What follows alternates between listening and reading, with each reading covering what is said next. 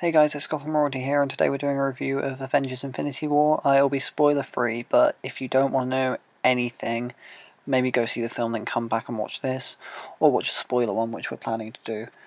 But first up, what do we both think of the film? Do you want to go first? I said to you when it finished, when we were leaving the cinema, I couldn't quite gather my thoughts on it.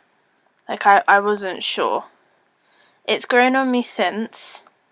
I feel like that's something a few people are gonna have. Like, you kind of leave the cinema thinking, right, like what have I just Yeah. watched?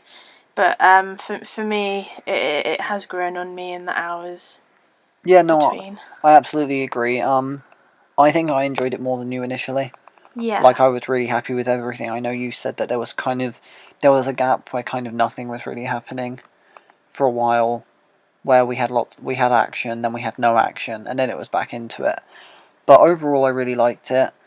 I think most of my critiques are minor, and I think something we both agreed with, which is probably something that a lot of people were worried about, is this film has something like 25 superheroes in it, and you can tell because there are some superheroes that maybe shouldn't have had such little screen time that do.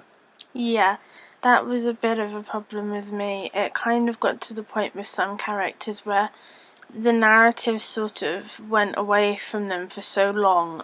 When they came back, I was like, oh yeah, we left them doing something. Yeah, like you leave a situation Yeah. for like 20 minutes and you're like, Oh oh yeah, yeah, that's a right. thing. Or you find yourself going, why aren't we seeing this yet? And yeah, and there were certain characters that I really like that I didn't get to see as much of as I like. That being said, and this will lead us into our next point, I've heard we will see these characters more in the next one. And to that end, you said that this film is very much advertised as its own thing. Yeah, And it's not. It started off obviously that this was it always called Infinity War? Or It was Infinity War Part 1 and 2. It was Infinity War Part 1 and Part 2. And then they said, no, this is Infinity War, this is Avengers 4, and it's something different. It's going to sort of carry on, but it is something different.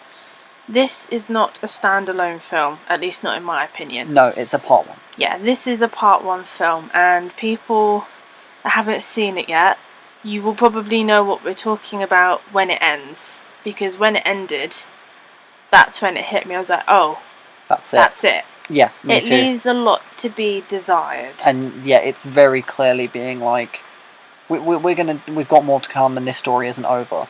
And yeah, for me, that was one of the most disappointing aspects. Because overall, I actually did enjoy the film.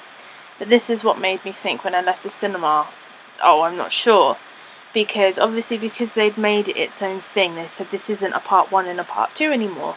I went in there expecting it to be its own thing. This is going to end as its own thing. There's going to be some things I'm like, oh, I wonder what's going to happen. But overall, this is going to be its own thing. It's going to clear up its own loopholes. Well, not loopholes, but like clear up its own things that happen in the plot, and you're going to be left with most of the answers. And yeah, that there's just a lot to be desired for the next film. I think we both agreed. We think we're going to enjoy this film, and I really like this film, but we're going to be enjoying it a lot more when we have Part 2, which it is going to be, which is actually coming out the exact same time next year, which I'm very happy about. We'll get it soon. I think I'm going to enjoy this a lot more, but I think this is going to be one of those films where you watch it and then watch Part 2, or like Avengers 4 or Part 2 as we seem to be calling it now, afterwards. Because as its own thing, I just don't think it holds up as a standalone film. It is part of a two-parter. Another thing that I would quickly say, we did a couple of month-long marathon of the MCU films. We're doing one a week. If you have not seen any MCU film, or even just seen one of the solo films, good luck. Yeah, because nothing's going to make any sense. They made an effort with Age of Ultron, I think, to try and make it so you could still watch it without having watched too many others. Like, you could have just watched the Avengers. This is like a sequel to Civil War, Ragnarok, Black Panther, Guardians 2. Doctor Strange. You have so many references to so many things. You have to have seen everything. There are references to every single film. You haven't seen Guardians 2, but you have a rough understanding of the plot, so even then that wasn't too lost on you. You even need to be looking at the very beginning ones. Yeah, absolutely. Definitely. When they say this is the culmination of all 10 years, they're not joking around. You need to have seen a few. You have to have seen, and I'm not sure if that's a good or a bad thing. I think it's good because it very much rewards the long-term fans. I think it's good for, like, avid fans. Not so good for general moviegoers. Yeah. Because they may not have seen every single film, and then they're going into it and they're just like, what's happened? I think the essentials would definitely probably be at least Captain America 1, the 2 Avengers films, and Civil War. At the very least, those are the ones where you'll kind of gather what's going on. Yeah. Because that settles Thanos as a threat. You've got it settled about Infinity Stones being a thing. But apart from that, really, you need to have seen all of them. You really needed to see Black Panther as well, and that's still in cinemas. That's not out on DVD yet. And I was kind of not surprised, but also surprised, because if you didn't get a chance to see Black Panther in the cinema, there's a huge leap. Yeah, absolutely. There are things that they speak about that happen in Black Panther that if you have not seen Black Panther, you're probably going to be a bit lost. Yeah. So, no, I absolutely agree. There is a lot of references.